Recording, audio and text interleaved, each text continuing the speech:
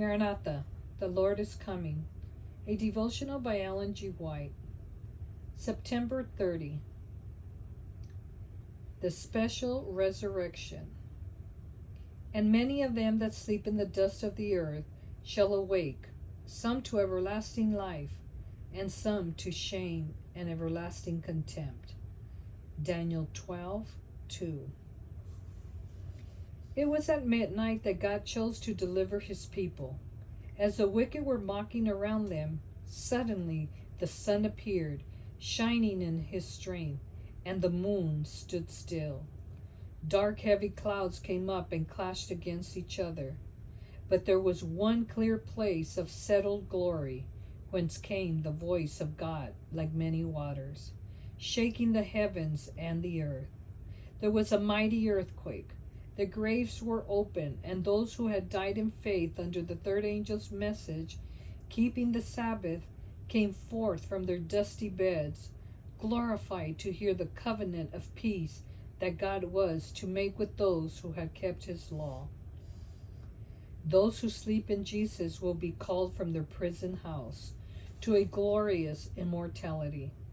He has risen, dear friends, and in your despondency you may know that Jesus is by your side to give you peace.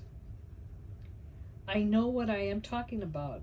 I have seen the time when I thought the waves were going over my head. In that time I felt my Savior precious to me. When my eldest son was taken from me, I felt my grief was very great.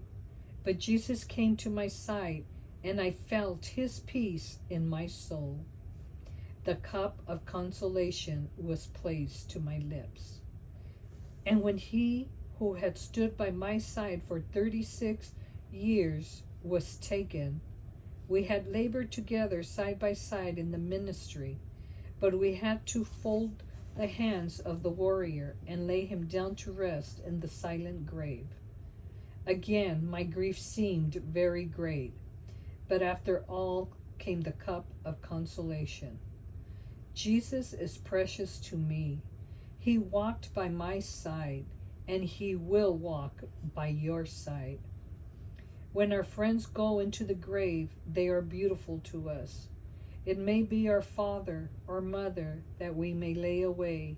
When they come forth, those wrinkles are all gone, but the figure is there, and we know them.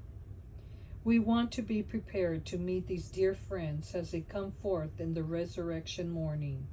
Shall we lay hold upon the hope set before us in the gospel that we shall be like him?